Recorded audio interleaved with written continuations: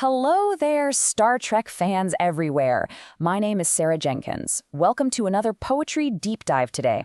I absolutely love Denis Martindale. He has written over 3,700 poems for the Poem Hunter website, and this time, Denis Martindale has written a Star Trek poem.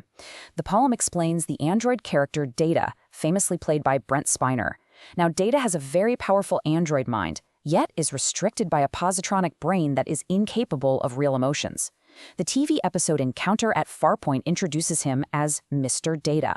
This is his official title as a Starfleet officer, though he is often just called Data. And this is the title of the poem. Here is what the poem's message shares with us today. Okay, so let's dive right into the fundamental concept that anchors Data's entire existence. I'm talking about his incredibly advanced artificial mind, the positronic brain. Now, this brain grants him an intellect that is virtually unmatched. I mean, we're talking about someone who can process complex astrophysics in literal microseconds, recall every single text he's ever read, and operate a starship with absolutely flawless precision. Yet, despite his official title as a Starfleet officer and the immense respect he commands from the crew, Mr. Data is heavily restricted.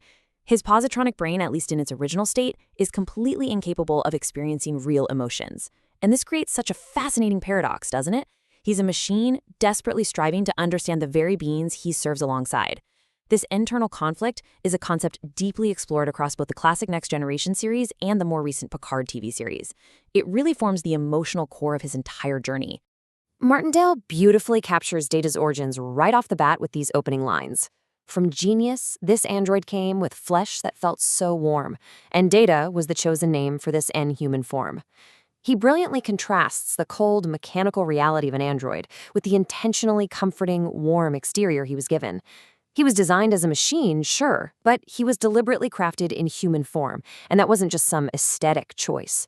He was programmed with a foundational capacity to grow.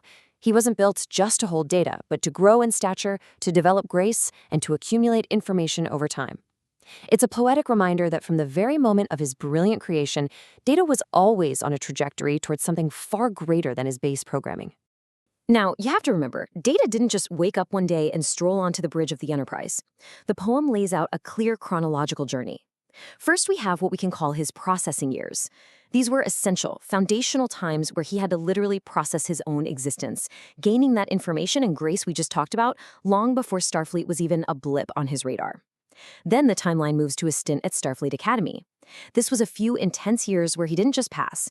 He trained with honors for all to see, proving his immense merit. Finally, this all culminates in his ultimate reward, being assigned to the Starship Enterprise to serve under Captain Picard. This progression is so absolutely crucial because it shows Data actively earning his place in the universe, step by meticulous step. So here's where things get really interesting. Data's assignment to the Enterprise perfectly coincided with a massive existential crisis for the entire human race. As established in the famous episode Encounter at Farpoint, humanity suddenly finds itself on trial. An incredibly powerful, omnipotent entity known as Q decides to step in and judge mankind. Q firmly believes humanity is arrogant, dangerous, and honestly, perhaps not worthy of exploring the stars at all. So he uses extreme guile and these incredibly harsh tests to challenge their pride and totally disrupt their peace. And right there, smack in the middle of this grand cosmic courtroom drama, is Data, a synthetic knife form acting as a first-hand witness to humanity's trial, quietly observing the very species he is trying so incredibly hard to emulate. And let me tell you, Q's tests were anything but gentle. To truly push humanity, to force them to realize just how small and unprepared they were, Q escalated things drastically. The poem describes it like this. The Borg approached from distant space, from light years brought by Q, discovering the human race, then planning what to do. Q literally flung the Enterprise across light years just to introduce them to their absolute worst nightmare, the Borg. This wasn't just a simple little skirmish. It was a devastating introduction to a menacing, cybernetic collective that now knew humans existed and immediately began planning their assimilation. The stakes for our heroes literally couldn't be any higher.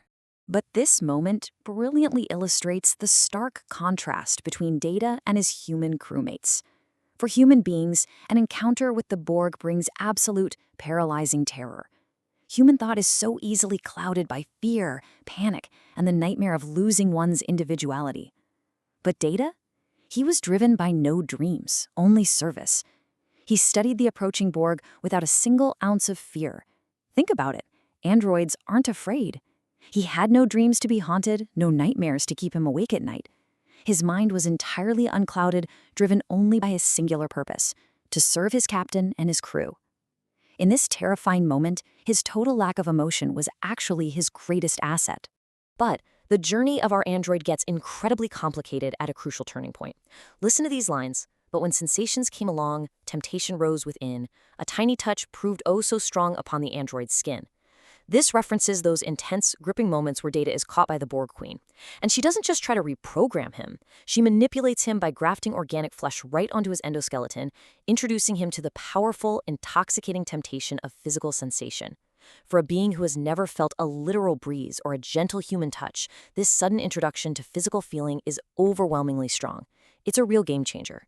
And this physical temptation actually parallels an even deeper internal struggle, Data's highly anticipated journey with his emotion chip. The integration of this chip wasn't smooth sailing. Suddenly, it wasn't about just imitating human responses anymore. It gave him the chance to truly feel, and the results, completely chaotic. For the first time in his existence, he experiences paralyzing fear. He discovers the wondrous ability to laugh at a joke, and the deep sorrow required to cry. But this sudden floodgate of feelings is just way too much. He is overwhelmed by sudden, intense distress. He literally faces a full-on emotional meltdown as his positronic brain desperately tries to process a lifetime of suppressed human feelings all at once. Just to put that into perspective, think about the two phases of his existence side by side.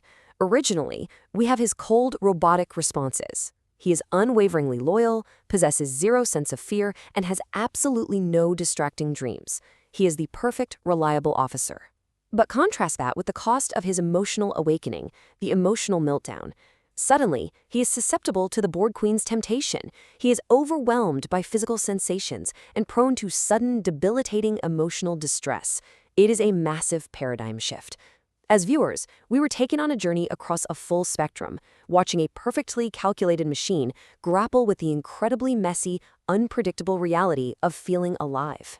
Yet it's exactly how he handles this chaos that defines him. Martindale captures this perfectly.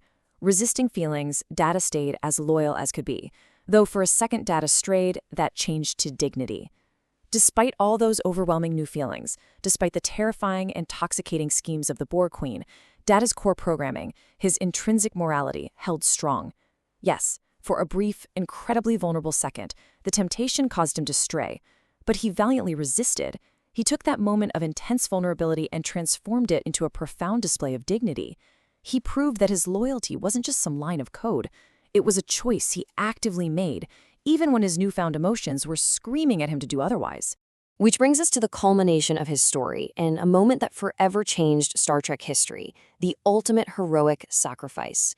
Upon his final day, despite the ever-present dread that his new emotions actually allowed him to feel, this incredibly resourceful commander looked at the impossible odds in front of him, and he made a choice. Knowing exactly what it meant, and feeling the very real fear of his own end, Data chose to give his life away. It was undeniably his finest hour. He faced the ultimate darkness not as an unfeeling machine, but as a fully realized feeling being who completely understood the massive value of what he was giving up. The poem captures the motivation behind this so beautifully. To save the captain, ship, and crew, this hero then gave all, the best android they ever knew, the one they would recall. What makes these lines so absolutely crucial is that they highlight why he did it. This honorable sacrifice wasn't just an execution of a Starfleet protocol. It wasn't some cold mathematical calculation where the needs of the many simply outweigh the needs of the few. No, it was an act of profound, deep love. He gave his all to save Captain Picard and the crew, not just because they were his fellow officers, but because they were his deeply respected friends. And this brings us to Denis Martindale's moving conclusion. Because when heroes pay the cost, it's courage they must test. Starfleet remembers all they've lost, the finest and the best. Data's journey from a machine processing data to a hero demonstrating unmatched courage is complete. He faced the ultimate test of bravery, sacrificing himself while finally possessing the emotional capacity to actually fear death. Starfleet doesn't just remember him as a remarkable piece of technology, they honor him as a true hero. He wasn't just an android, he was quite literally the finest and the best of them. So, I want to leave you with a provocative thought to ponder today. If a machine can actively choose to sacrifice its own existence out of loyalty and love for its friends, what truly defines our humanity?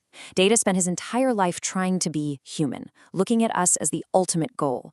But in the end, his courage, his loyalty, and his incredible capacity for selfless love arguably made him more human than anyone else in the room. Thank you so much for joining me for this explainer on Denis Martindale's brilliant tribute to Commander Data. It really makes you think, doesn't it? Until next time, keep exploring.